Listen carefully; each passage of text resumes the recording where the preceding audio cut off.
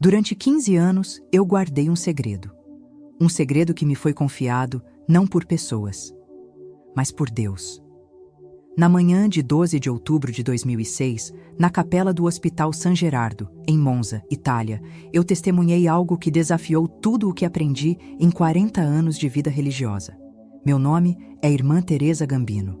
Tenho 72 anos. Sou irmã da Congregação das Irmãs Ursulinas da Sagrada Família.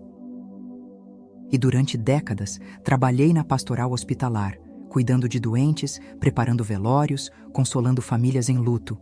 Organizei mais de 300 funerais. Vi centenas de corpos. Rezei por milhares de mortos. Mas o funeral de Carlo Acutis foi diferente de todos. Não pela comoção, embora tenha sido imensa. Não pela juventude do falecido, embora 15 anos seja uma tragédia. Mas pelo que aconteceu na capela, sozinha com o corpo dele, às 5h37 da manhã, quando eu estava preparando-o para o velório. Se eu te contasse que o corpo de um menino morto há 12 horas estava quente, que a pele tinha uma cor que não deveria ter, que o rosto tinha uma expressão de paz impossível em rigor mortis, e que, enquanto eu limpava suas mãos, senti algo que me fez cair de joelhos, tremendo, chorando, sussurrando: Meu Deus, o que está acontecendo aqui? Você acreditaria? Eu mesma tive medo de acreditar. Por isso guardei silêncio, por 15 anos, até que a igreja o beatificou. E então percebi: Deus quer que eu fale. O que eu vou te contar agora não é folclore, não é lenda, não é exagero emocional, é testemunho.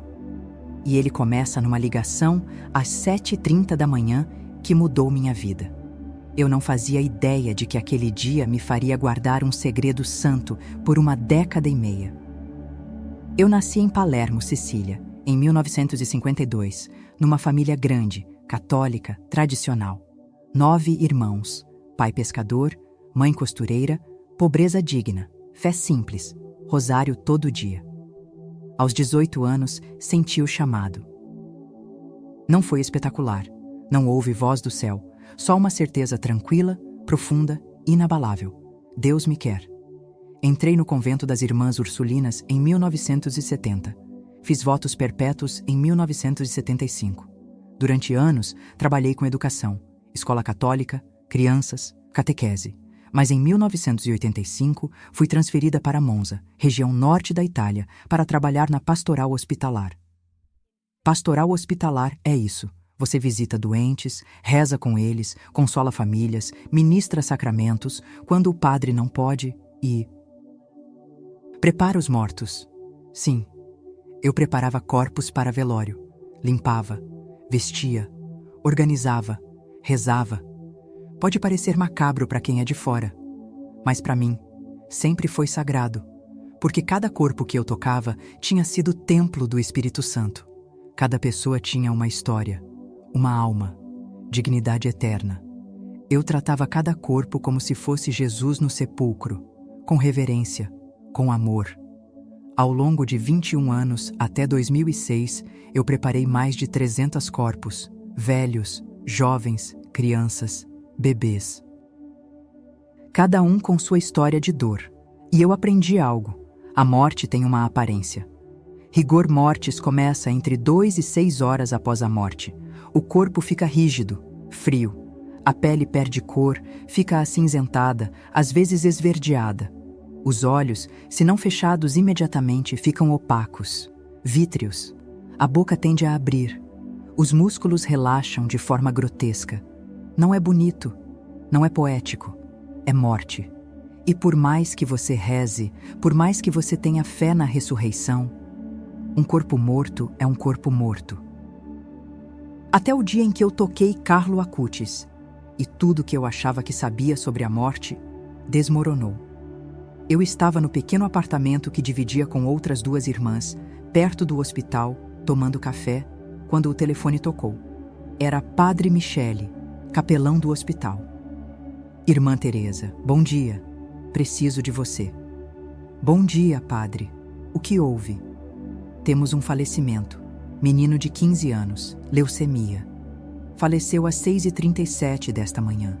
a família pediu velório na capela do hospital. Você pode preparar o corpo? Meu coração apertou. 15 anos. Claro, padre.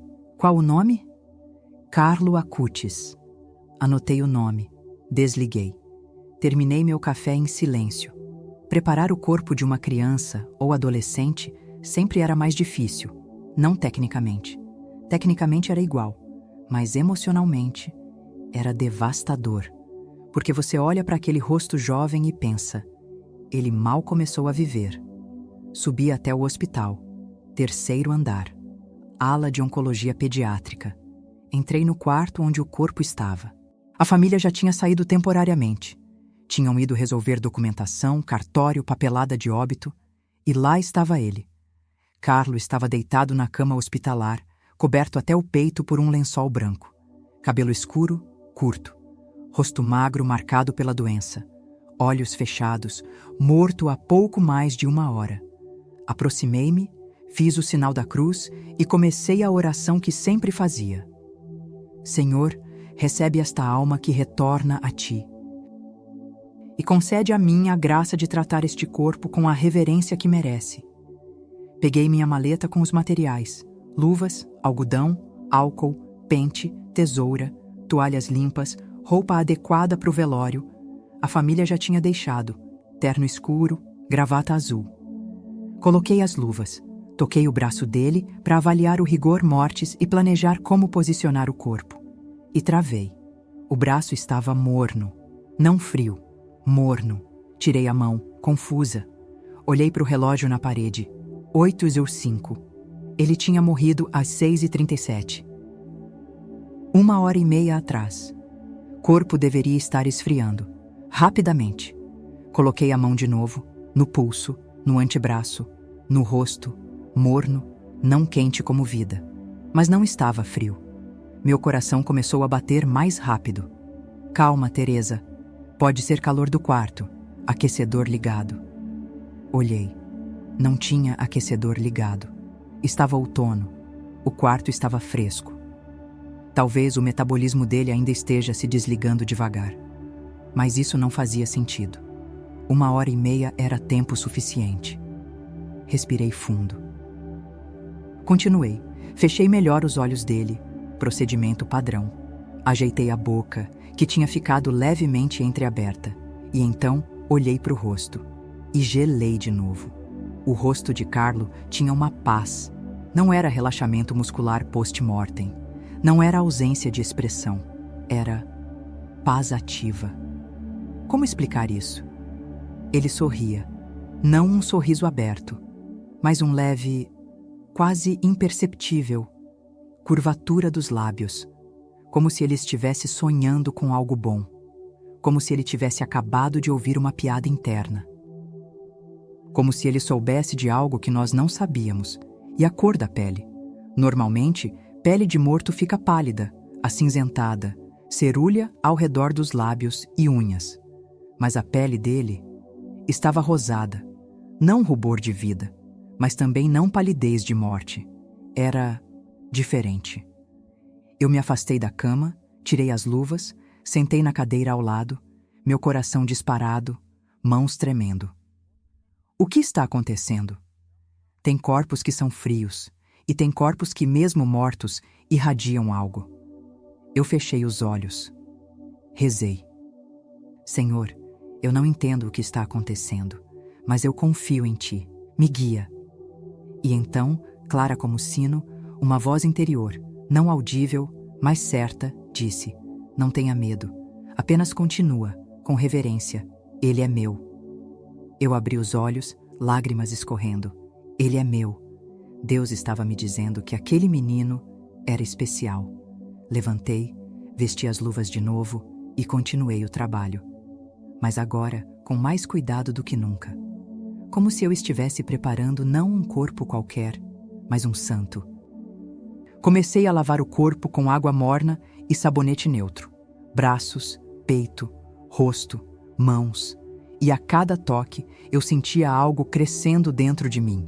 Não era medo, não era nojo, que às vezes acontece com corpos em decomposição.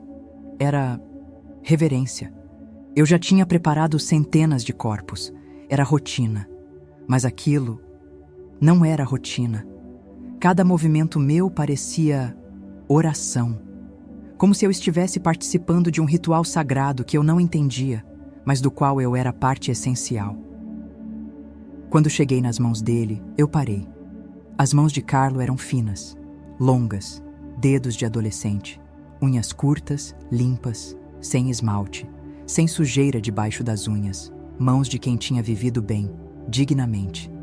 Mas quando eu peguei a mão direita dele para limpar, senti um calor, não físico, espiritual, como se aquela mão, mesmo morta, ainda irradiasse algo. Como se aquela mão tivesse tocado coisas santas. E então, a voz interior de novo. Essas mãos criaram, essas mãos serviram.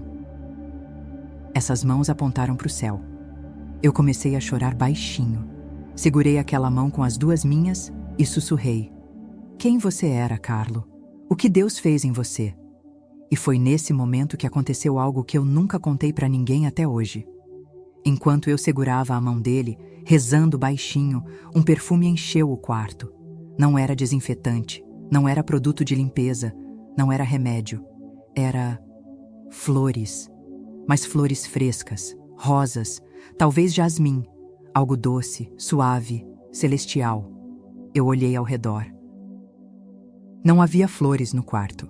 Nenhum vaso, nenhum buquê. Abri a janela achando que vinha de fora.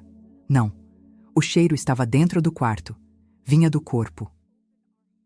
Eu larguei a mão dele, assustada. Dei 3 passos para trás. Olhei para ele, deitado, imóvel, morto. E o perfume continuava, intenso, real. Isso não é possível. Saí correndo do quarto. Fui até o corredor. Respirei fundo. Não havia cheiro nenhum ali. Só o hospital, álcool, remédio. Voltei para o quarto. O perfume estava lá. Eu me ajoelhei no chão, tremendo, e rezei. Senhor, o que tu queres de mim? O que tu estás me mostrando? E a resposta veio, clara. Que ele já está comigo e que a morte não venceu. Tem cheiros que a ciência explica e tem cheiros que vêm do céu. Levantei, sequei as lágrimas, respirei fundo e continuei. Vesti Carlo com o terno que a família tinha deixado. Calça social preta, camisa branca, gravata azul escura e, pedido específico da mãe, tênis. Ela tinha deixado um par de tênis Converse All-Star preto. Achei estranho. Nunca tinha vestido um morto com tênis, mas obedeci. Calcei os tênis nele, amarrei os cadarços com cuidado e pensei, ele deve ter amado esses tênis. Depois eu descobriria que sim, que Carlo usava tênis sempre, que ele era um menino simples, que não ligava para roupa social, que preferia jeans e tênis. E a mãe quis que ele fosse para o céu do jeito que ele era. Terminei de vesti-lo. Penteei o cabelo com cuidado. Coloquei um rosário branco entre as mãos dele. A mãe também tinha deixado. Ajeitei o corpo na posição final. E então dei um passo para trás e olhei. Carlo estava deitado, de terno e tênis, mãos cruzadas segurando o rosário, rosto tranquilo, quase sorrindo. E ele estava lindo. Não bonito para um morto. Lindo. Como se ele não estivesse morto. Como se ele estivesse dormindo. Como se, a qualquer momento, ele fosse abrir os olhos, sorrir e dizer: Irmã, obrigado. Pode ir. Eu tô bem. Eu caí de joelhos de novo, as mãos no rosto, chorando. E pela primeira vez em 21 anos de pastoral hospitalar, eu disse em voz alta: Senhor, eu acabei de preparar um santo. E então ouvi, não com os ouvidos, mas com a alma. Sim, e o mundo ainda vai saber. 2 horas depois, a família Acutis retornou ao hospital.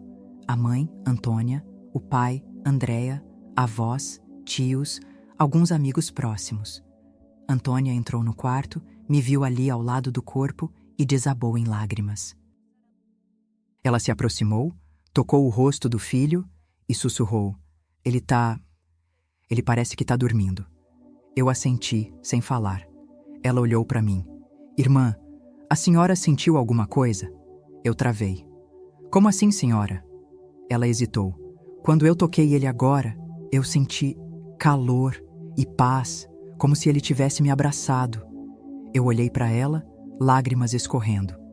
Eu senti também, senhora. Eu senti. Ela me abraçou e nós duas choramos juntas. O corpo foi transferido para a capela do hospital às 14h. Caixão simples, de madeira clara, flores brancas ao redor, e durante as 6 horas de velório, mais de 300 pessoas passaram por ali. Amigos, colegas de escola, professores, gente da paróquia, gente que eu nunca tinha visto. E todos diziam a mesma coisa. Ele parece vivo. Ele tá sorrindo. Eu senti algo quando toquei ele. Tem um cheiro de flor aqui. De onde vem? Eu fiquei ali, sentada num canto, observando tudo e rezando sem parar. Senhor, o que tu estás fazendo? Às 18h, outra irmã da minha congregação, irmã Beatrice, chegou para me fazer companhia. Ela se aproximou do caixão, rezou, tocou a mão de Carlo e então voltou para perto de mim, pálida. Teresa, você sentiu? Sentiu o quê?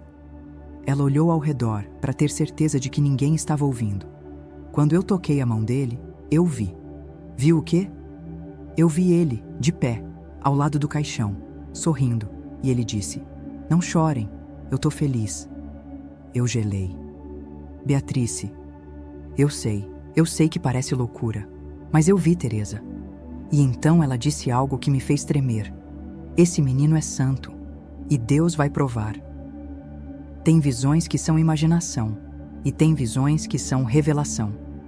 Carlo foi enterrado no dia seguinte, 13 de outubro, no cemitério de Ternengo, uma pequena cidade onde a família tinha casa de campo. Eu não fui. Não era costume da pastoral hospitalar acompanhar até o cemitério. Mas eu fiquei pensando nele o dia todo. Nos dias seguintes, eu tentei voltar à rotina. Outros pacientes, outras mortes, outros preparos, mas nenhum era igual. Nenhum tinha aquele calor, aquele perfume, aquela presença. E eu comecei a me perguntar: por que Deus me mostrou isso? Por que eu, uma simples irmã, fui escolhida para testemunhar algo tão extraordinário? Rezei muito sobre isso e senti claramente que Deus me pedia: guarda silêncio, por enquanto. Então eu guardei. Não contei para o padre Michele. Não contei para as outras irmãs, exceto Beatrice, que também tinha visto. Não contei para ninguém. Guardei no coração, como Maria guardava as coisas sobre Jesus. Passei 15 anos guardando. Em 2019, 13 anos depois da morte de Carlo, a igreja abriu o processo de beatificação. E isso incluiu a exumação do corpo. Quando li a notícia, meu coração disparou. Eles vão ver o que eu vi. O corpo foi exumado em 23 de janeiro de 2019. E o laudo foi divulgado semanas depois.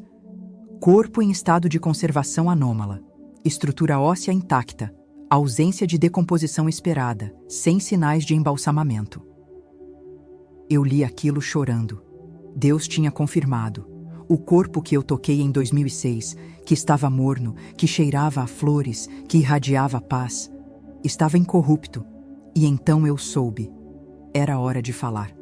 Quando Carlo foi beatificado em 10 de outubro de 2020, eu assisti pela TV, chorando, e senti, claramente: agora. Fala agora. Procurei o bispo da diocese, pedi audiência, contei tudo: o calor do corpo, o perfume, a paz, a voz interior, a visão da irmã Beatrice, tudo. Ele me ouviu em silêncio. No final disse: "Irmã Teresa, isso é um testemunho poderoso, mas você entende que pode ser investigado? Questionado?" "Entendo, mas eu não posso mais ficar calada. Deus me mandou falar." Ele assentiu. "Então fale, e que Deus a proteja." Dei meu testemunho formal para o tribunal eclesiástico. Foi registrado, arquivado.